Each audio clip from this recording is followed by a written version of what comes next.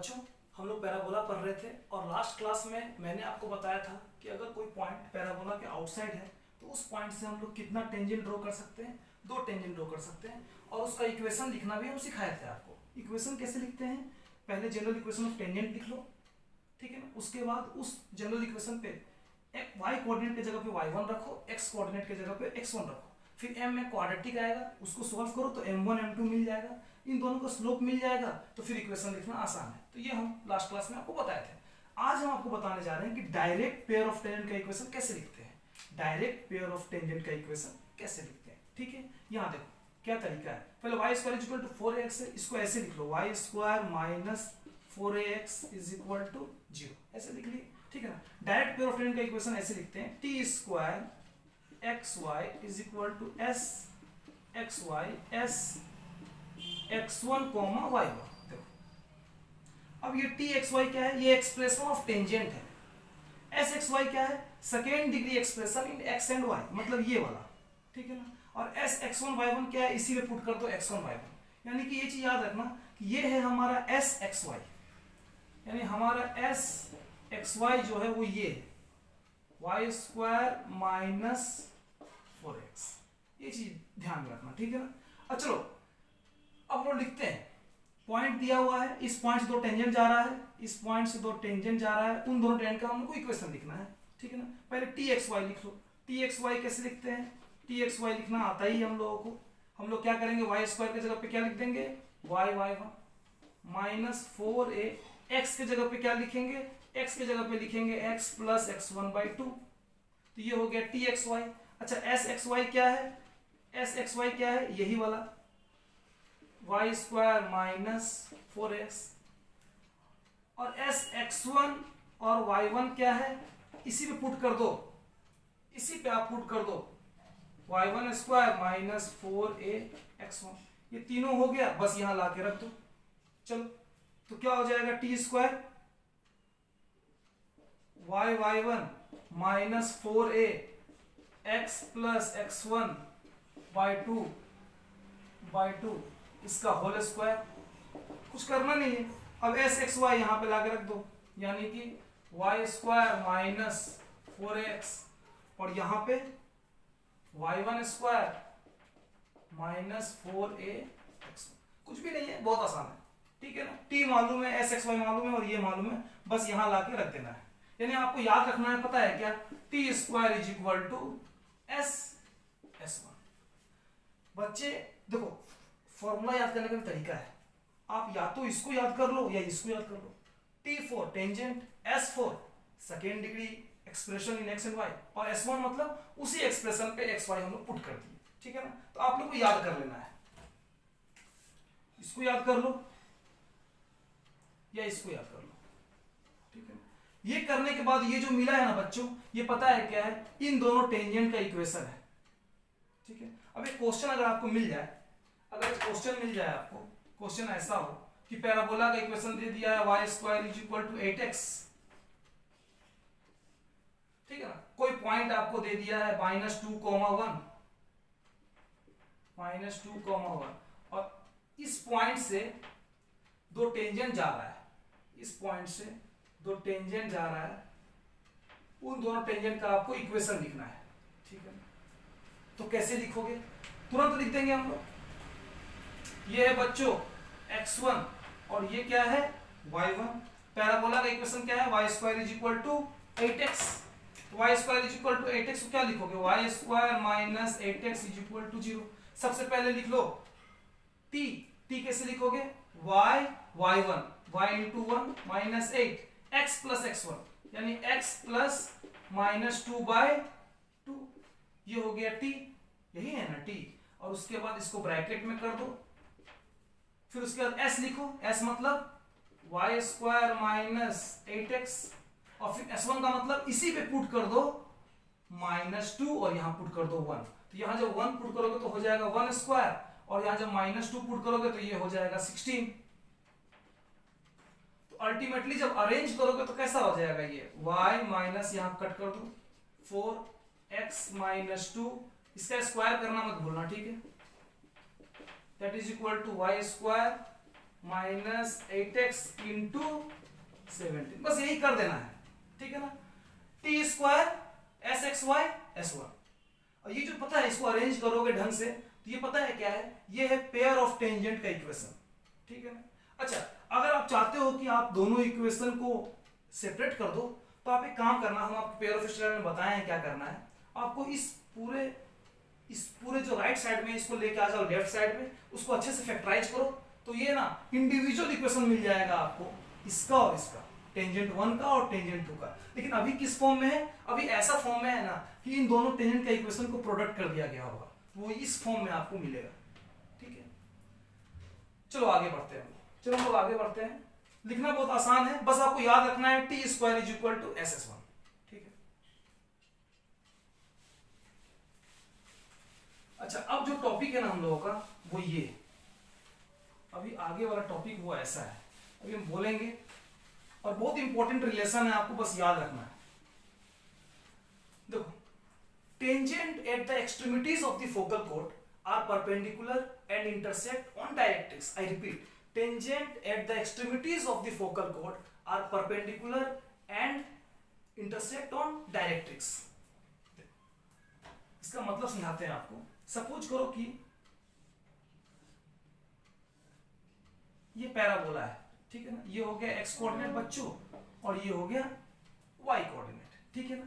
और सपोज करो ये पैराबोला का इक्वेशन है y square is equal to 4x, ठीक है ना। और ये हो गया फोकस a, 0, ठीक है ना, ये हो गया फोकस a, 0, ठीक है ना। और ये है इस फोकल कोड का a और ये है b, ठीक है ना, a और b। एक a और b क्या होगा, इस फोकल कोड का एक्सट्रीमिटीज है। पहले आप समझो फोकल कोड किसको बोलते हैं, फोकल कोड यानी any code passing through focus are called focal code, ठीक है ना। a और b क्या है, इस फोकल कोड का एंड पॉइंट है, इसी को हम लोग बोलते हैं एक्सट्रीमिटीज। तो इस एंड पॉइंट से अगर हम दो टेंजेंट पास करवाएंगे ना तो वो टेंजेंट इंटरसेक्ट करेगा डायरेक्ट्रिक्स पे और उन दोनों के बीच में एंगल कितना बनेगा, 90 डिग्री। यही हम बोल रहे थे। देखो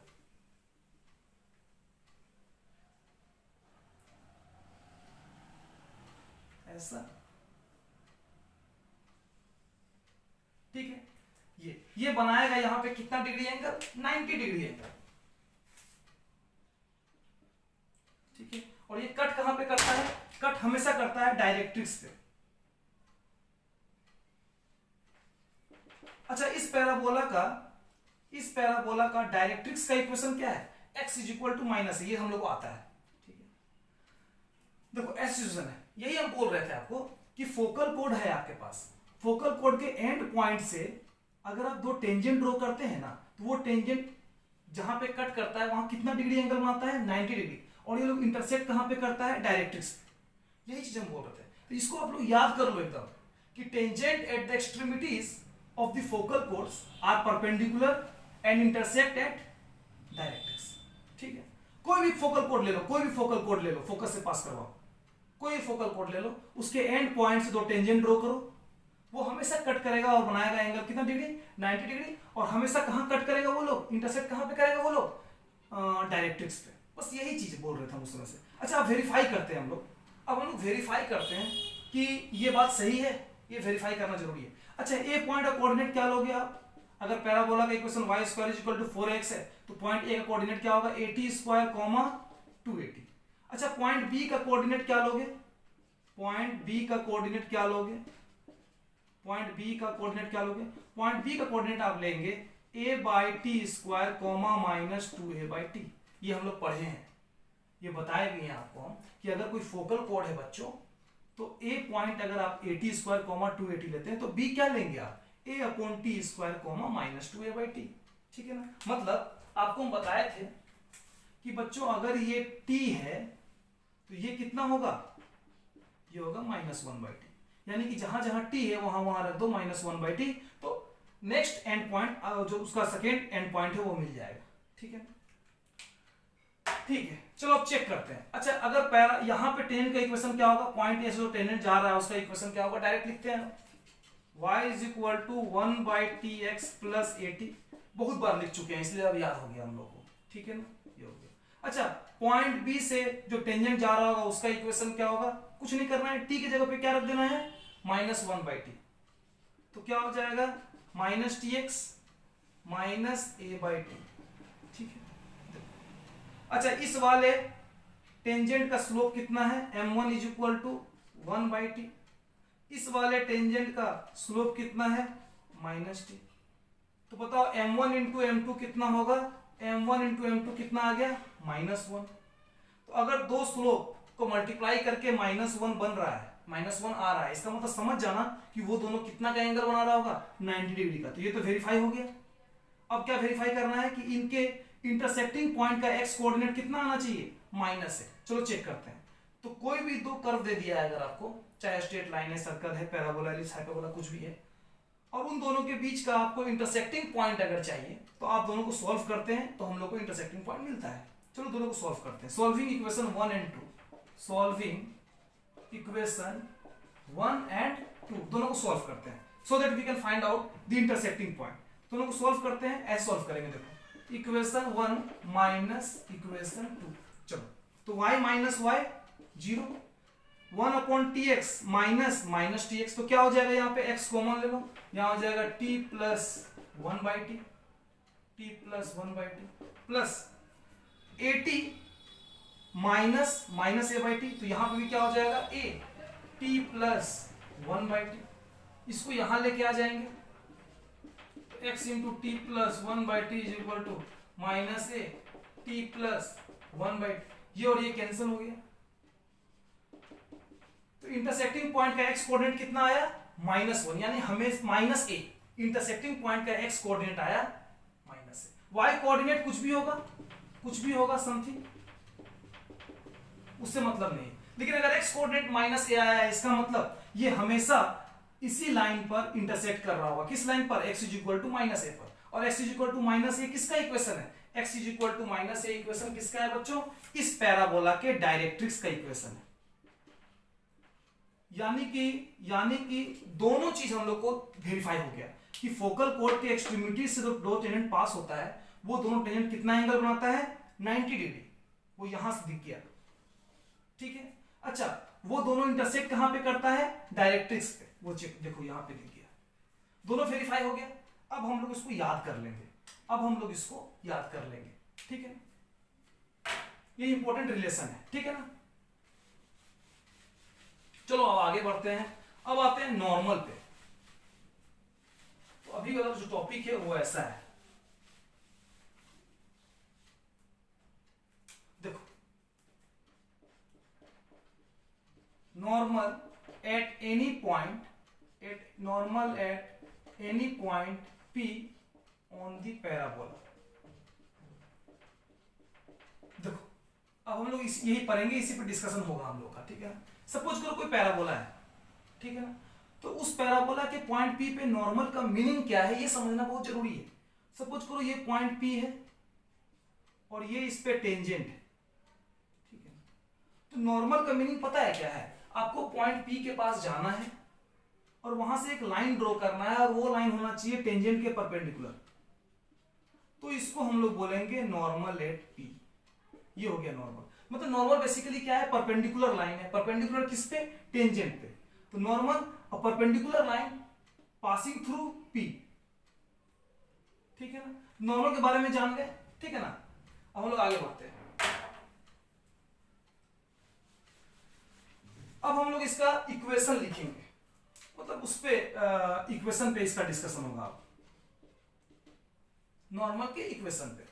और उसके बाद उससे रिलेटेड क्वेश्चन बहुत सारा आता है। हम आपको शुरू में ही बता दिए हैं कि जेडब्ल्यू मेंस हो चाहे एडवांस हो, पैराबोला से अगर क्वेश्चन आएगा तो दो जगह से क्वेश्चन आने का चांसेस है। कहां से, एक टेंजेंट से और एक नॉर्मल से, ठीक है ना। टेंजेंट का डिस्कशन हो चुका है बच्चों, अभी नॉर्मल का डिस्कशन चल रहा है, ठीक है। चलो, ये है x, ये y, ठीक है। ये कोई पॉइंट P,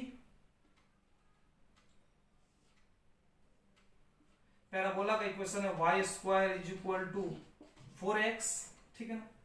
पॉइंट का कोऑर्डिनेट है 80², 280, ठीक है।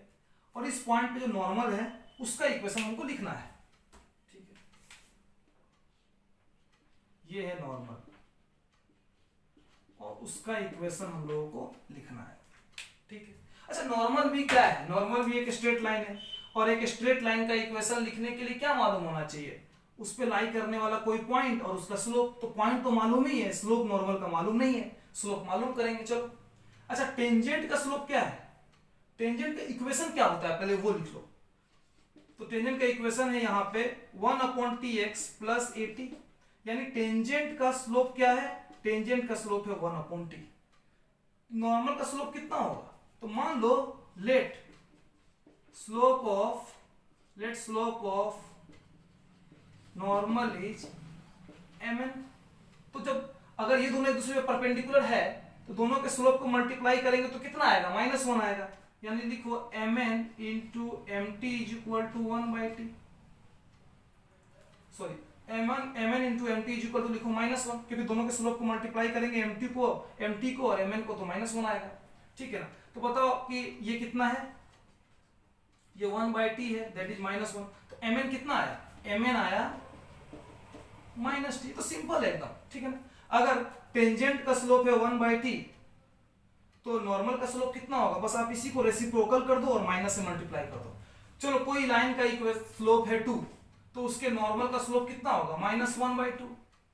कोई लाइन का स्लोप है 1/3 तो उसके नॉर्मल का स्लोप कितना होगा? -3। कुछ करना नहीं है, उसी को रेसिप्रोकल करके माइनस से मल्टीप्लाई कर देना है। ठीक है, तो आपको उसके नॉर्मल का स्लोप मिल जाएगा, मतलब परपेंडिकुलर लाइन का स्लोप मिल जाएगा। तो अभी जो नॉर्मल हमारे पास है उसका स्लोप कितना आया? उसका स्लोप आया बच्चों -t। चलो अब इसका इक्वेशन लिखते हैं। तो इक्वेशन कैसे लिखेंगे? y minus y1 upon x minus x1 is equal to -t। Now cross multiplication. अब क्रॉस मल्टीप्लीकेशन करो तो क्या हो जाएगा? y minus 280 is equal to -tx plus 80 cube. इसको उधर लेके चले जाओ तो क्या हो जाएगा? y is equal to -tx plus 280 plus 80 cube. ये हो गया नॉर्मल का इक्वेशन। देखो इस नॉर्मल का इक्वेशन हम लोग फाइंड कर लिए। अब इसको स्लोप के फॉर्म में लिखो तो m इज इक्वल टू रख लो कितना? -t। तो t इज इक्वल टू यहां से क्या हो जाएगा? -m। खैर अब हम लोग -t की जगह पे क्या रखेंगे? m रखेंगे।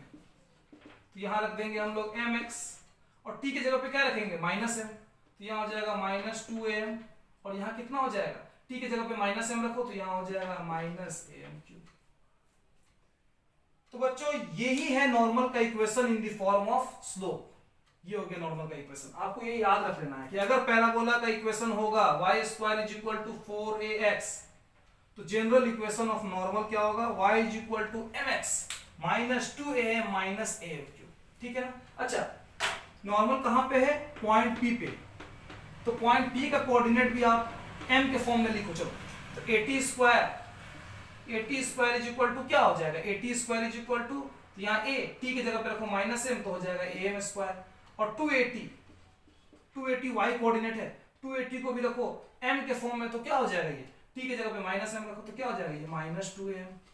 तो पॉइंट P भी हो गया आपको किस फॉर्म में? स्लोप के फॉर्म में। कैसा हो गया? am² -2am। ठीक है, चलो इसको नोट करो बच्चों, नोट करो। ये दोनों बहुत इंपॉर्टेंट है, हम शुरू से बोलते आ रहे हैं आपको। यानी याद करो, अगर पैराबोला का इक्वेशन है y² is equal to 4ax तो नॉर्मल का इक्वेशन होगा y is equal to mx minus 2am minus am3। और वो नॉर्मल इस पैराबोला के किस पॉइंट पे है? वो पॉइंट है P और उस पॉइंट का कोऑर्डिनेट होगा am² -2am। बस आपको ये याद रख लेना है। ठीक है, चलो नोट करो बच्चों, इसको नोट करो, हम लोग आगे बढ़ते हैं। ठीक है, इसको मिटाते हैं, आगे बढ़ते हैं। ठीक है, नोट करो, आप लोग नोट कर लिए होंगे शायद। ठीक है,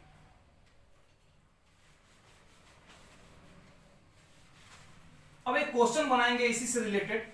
ठीक है, और उसके बाद फिर आगे बढ़ेंगे। इसी से रिलेटेड एक क्वेश्चन बनाएंगे अभी। ठीक है,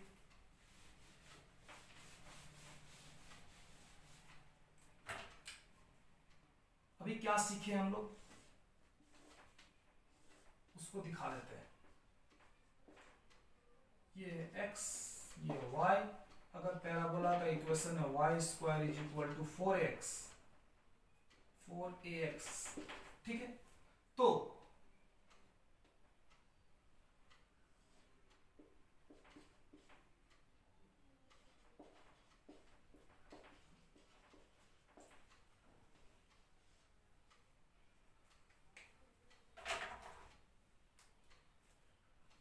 इसको रेड पेन से लिख देते हैं, ठीक है, जो सीखे हैं अभी।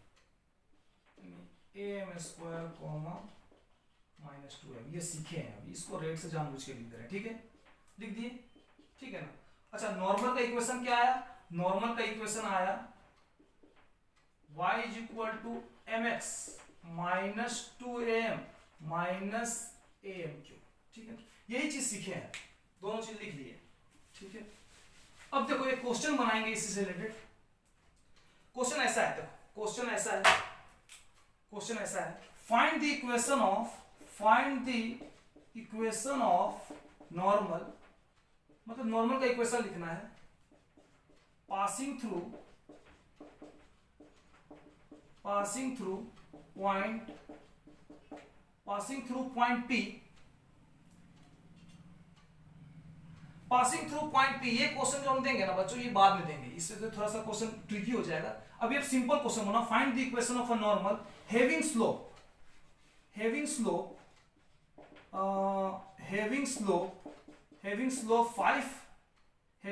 5 and also find P and also find point P where it is normal, जहां ये नॉर्मल है। Equation of parabola is y square is equal to 8x। ऐसे ही कुछ क्वेश्चन है, पैराबोला का इक्वेशन है y square is equal to 8x, ठीक है ना। इस पैराबोला पे एक नॉर्मल का हम लोगों को इक्वेशन लिखना है, उस नॉर्मल का स्लोप कितना है? नॉर्मल का स्लोप है 5। अच्छा, और पॉइंट P भी हम लोग को फाइंड करना है। सबसे पहले पैराबोला का इक्वेशन दे दिया है y square is equal to 8x, तो यहाँ पे a कितना है बच्चों? यहाँ a है 2। सबसे पहले जनरल इक्वेशन ऑफ नॉर्मल लिखो, तो क्या हो जाएगा? y is equal to mx minus 2am minus am3, ये हो गया बच्चों जनरल इक्वेशन ऑफ नॉर्मल। अब क्या करोगे? जहां जहां m है वहां 5 रखो, 5x माइनस 2, a के जगह पे 2 रखो और वहां पे 5 रखो, a के जगह पे 2 रखो और यहाँ पे 5 रखो, तो क्या आया? y is equal to ultimately 5x minus 5 into 10 into 20 minus 125 into 250, तो y इज इक्वल टू कितना हो गया? 5x minus 270। यही आ गया बच्चों नॉर्मल का इक्वेशन, बन गया, ठीक है ना। अच्छा, ये पॉइंट भी फाइंड करना है कि नॉर्मल कहां पे है। तो पॉइंट क्या होता है? am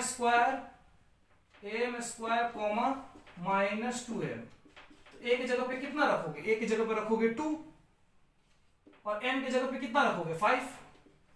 5 स्क्वायर माइनस 2 इंटू 5, तो कितना आया? 5 स्क्वायर 25 इंटू 2 कितना हो गया?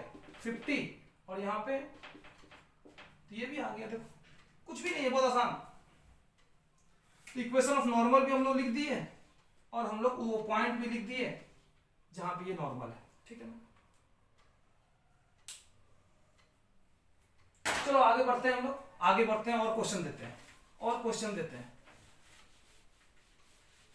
क्वेश्चन ऐसा है बच्चों, देखो ये क्वेश्चन जो हम देना चाह रहे थे, जो अभी नहीं दिए हम, अब हम दे रहे हैं वही क्वेश्चन ऐसा है। क्वेश्चन को ध्यान से देखना। क्वेश्चन रहेगा find the equation of normal passing through point P। ये पॉइंट रहेगा आउटसाइड टू द पैराबोला, ठीक है। उस पॉइंट से नॉर्मल जा रहा है ना, उसका हम लोगों को इक्वेशन लिखना है, ठीक है।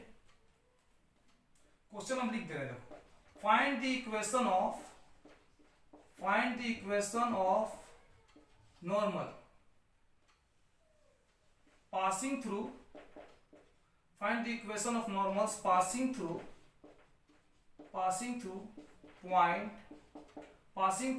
point P 15, 12 to the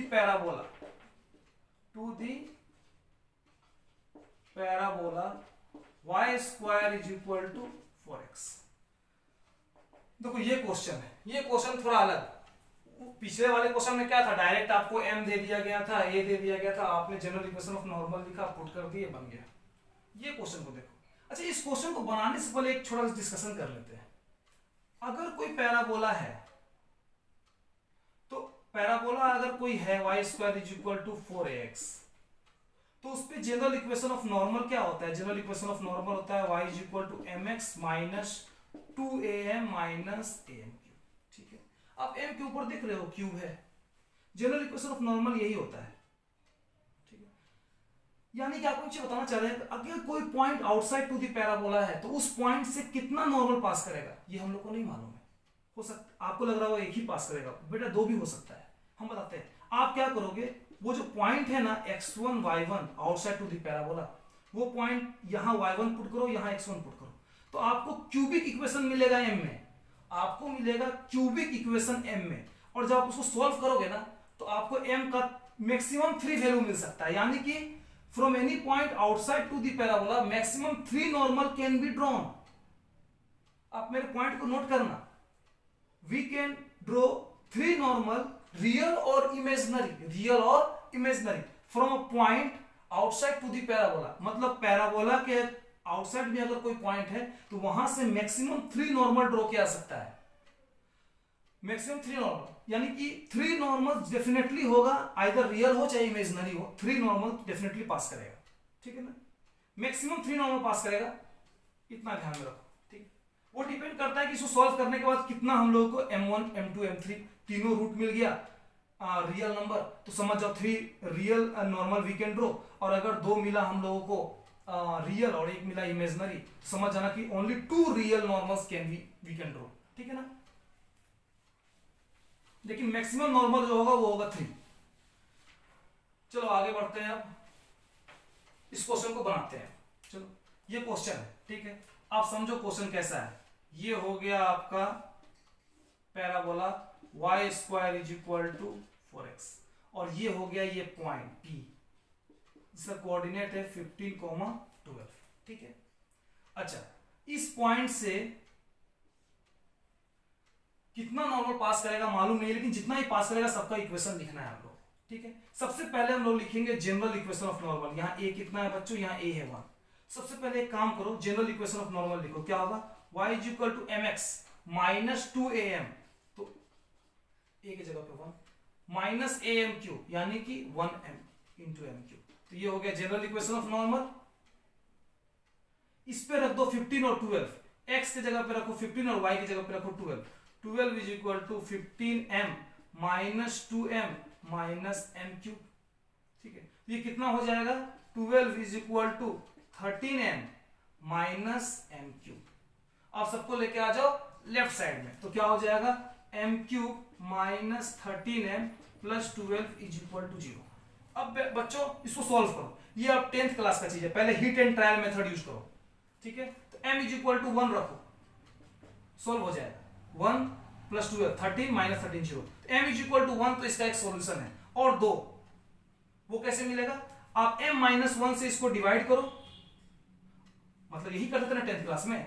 यहां आ गया m cube minus 13m plus 12 हो गया, यहां रखेंगे m माइनस 1, यहां आएगा क्वाड्रेटिक, तो यहां से हम लोग को 2 रूट मिल जाएगा। 10th क्लास का चीज है, कर लेंगे हम लोग। देखो क्या क्या आएगा, हम बता रहे हैं। एक आया m इज इक्वल टू 1 और एक आएगा m इज इक्वल टू 3 आएगा, करके देख लेना आप। एक आएगा m is equal to 3, m is equal to 3 आएगा एक, और एक आएगा, देखो m इज इक्वल टू 1 आया, m इज इक्वल टू 3 आया, तो इसको कैसे लिख सकते हो, इसको लिख सकते हो आप m माइनस 1 और एक लिखोगे m माइनस 3। ठीक है, और 12 आना है बच्चों, तो हम लोग क्या लिखेंगे यहाँ पे m प्लस 4। आप लोग ऐसे मत करना, हम डायरेक्ट कर दिए, आप लोग ऐसे मत करना। आप ऐसे करना कि heat and trial method use करके कोई एक सॉल्यूशन ले आना, उसके बाद इसको डिवाइड करना, उसके बाद फिर उसके बाद वो जो क्वाड्रेटिक में आएगा यहाँ पे जो क्वाड्रेटिक में टर्म आएगा उसको फैक्टराइज करना, वहां से 2 रूट मिल जाएगा आपको। ठीक है, 10th क्लास का मेथड हो गया। तो कितना स्लोप हम लोग को यहाँ पे मिला? हम लोग को यहाँ पे मिला 3 स्लोप, एक m इज इक्वल टू 1, एक मिला m इज इक्वल टू 3 और एक मिला m इज इक्वल टू -1। यानी कि इस पॉइंट से मैक्सिमम कितना नॉर्मल ड्रॉ कर सकते हैं? 3 नॉर्मल ड्रॉ कर सकते हैं। और उनका स्लोप क्या है? 1 है, 3 है और -4 है। चलो अब उन सबका इक्वेशन लिखते हैं। तो इक्वेशन लिखना बहुत आसान है, कुछ नहीं, m के जगह पे रख दो, एक बार 1 रखो, तो 1 रखोगे तो क्या हो जाएगा? x, यहाँ 1 रखो, -2, यहाँ 1 रखो, -1, तो y is equal to x, तो ये कितना हो गया? y is equal to x -3, ये हो गया। दूसरा, अब m के जगह पे रखो 3, तो कितना हो जाएगा? 3x, यहाँ रखो 3, तो यहाँ हो जाएगा 6, यहाँ रखो 3, तो यहाँ हो जाएगा कितना? 27, तो कितना आया? y is equal to 3x -33, ये दूसरा नॉर्मल का इक्वेशन हो गया। और तीसरा वाला -4 रखो y की जगह, y is equal to m के जगह पे -4 रखो, तो -4x, यहाँ -4 रखो तो कितना हो जाएगा? +8। बच्चों यहाँ -4 रखोगे तो -64, दैट इज इक्वल टू +64, तो y is equal to -4x +72, ये हो गया तीसरा। तो एक का इक्वेशन आया y is equal to x -3, दूसरा आया y is equal to 3x -33 और थर्ड आया y is equal to -4x +72। ये सब बहुत आसान है। यानी कि आप एक चीज ध्यान में रखना कि अगर पैराबोला का इक्वेशन दे दिया है और कोई point outside to the parabola है या कहीं भी है, ठीक है ना, और वहां से जितना भी नॉर्मल पास कर रहा है उन सब का आपको इक्वेशन लिखना है, तो आप क्या करोगे? सबसे पहले लिखना जनरल इक्वेशन ऑफ नॉर्मल, ठीक है, फिर उसके x और y पर वो पॉइंट पुट कर देना, फिर m में आ जाएगा क्यूबिक, उसको सॉल्व करना। अगर रियल वैल्यू 2 आया तो समझ जाना कि 2 ही रियल नॉर्मल पास कर रहा है, अगर 1 आया तो समझ जाना 1 ही पास कर रहा है, और अगर 3 आ गया रियल वैल्यू तो समझ जाना 3 नॉर्मल पास कर सकता है वहां से, ठीक है ना, मैक्सिमम 3 नॉर्मल पास करेगा, ठीक है।